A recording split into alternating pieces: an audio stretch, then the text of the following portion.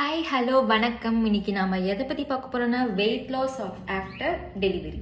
Some பேருக்கு baby எல்லாமே ப்ளசண்ட்டாக எல்லாமே வெயிட் லாஸ் ஆகுறதுனால உங்களுக்கு அட்லீஸ்ட் ஒரு 5 to 10 kgs லாஸ் இருக்கும். It's normal.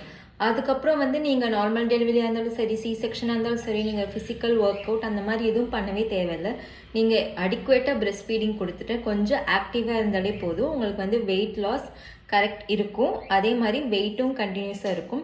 பிரெஸ்ட் ஃபீடிங் கொடுத்துட்டே இருக்கனால நம்மளுக்கு வெயிட் லாஸ் இருந்துகிட்டே தான் இருக்கும். சில பேருக்கு வெயிட் லாஸே ஒரு இதாக இருக்கும், சில பேருக்கு வெயிட் கெயின் இதாக இருக்கும். ஸோ ஒவ்வொருத்தவங்களுக்கும் அவங்களோட ஹெல்த் கண்டிஷன்ஸை பொறுத்து அது மாறும். ஸோ டெலிவரிக்கு அப்புறமே வெயிட் லாஸ் பண்ணணும் அப்படின்னு சொல்லிட்டு வேறு எந்த மெஷர்ஸும் எதுவுமே எடுக்காதீங்க. அழகாக பிரெஸ்ட் ஃபீடிங் கொடுங்க. ஸோ அதுக்கப்புறம் ஆட்டோமேட்டிக்காக உங்களுக்கு வெயிட் அப்படியே கரெக்டாக மெயின்டைன் ஆகும். If then you can try exercises.